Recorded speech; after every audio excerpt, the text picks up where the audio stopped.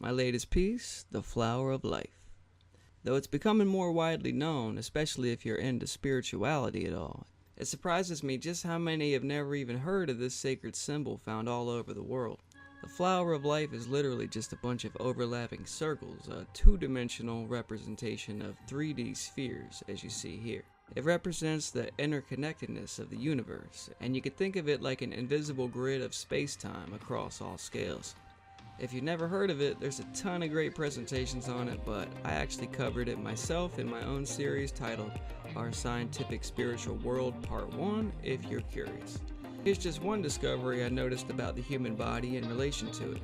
That's pretty crazy, right? And when I was learning about it, I heard a theory that just by drawing it yourself, you can unlock new connections and inspirations in your consciousness.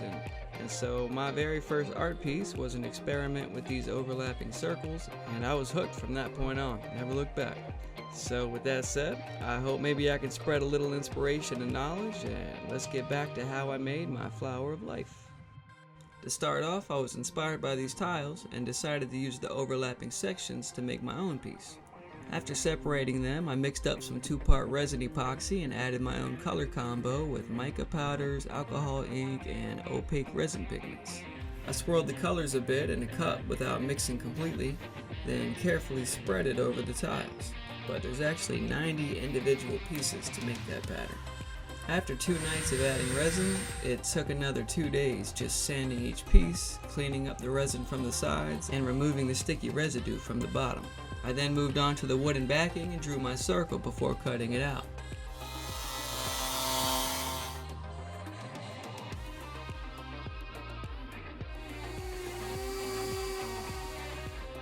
After sanding it, I painted it chalk white and added a little texture as well.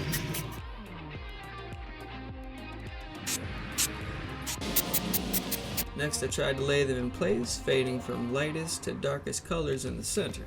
And they're so similar that was not easy.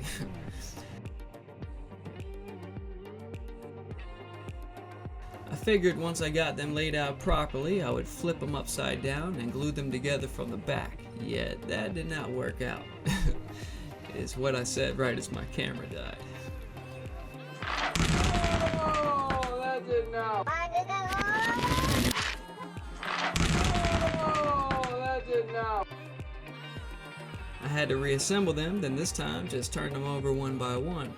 I took extra time making sure the pattern was lined up and every piece fit together as well as possible. I eventually got it to my liking and began using my UV super glue on all the connections. After I got them all glued together, I figured I could actually flip it over this time and just used a plastic bag to protect against scratches. There we go.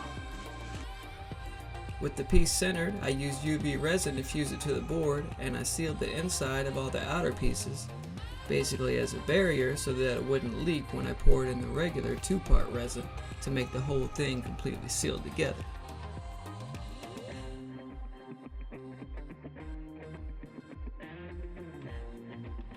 And next I began using my UV resin to coat the bottom and glue in each glass cabochon piece one by one. And I'm gonna speed it up mad quick for this video, but this took a ton of patience, I'll tell you.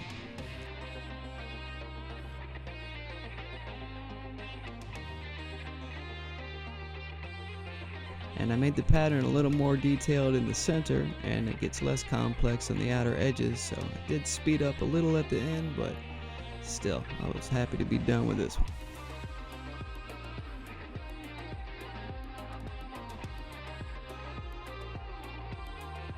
And that's pretty much it, and here you can just see the 3-way pattern progression toward the center a little better, sort of like a snowflake.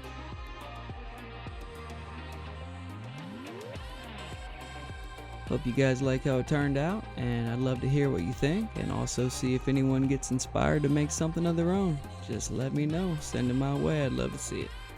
Alright, see you next time.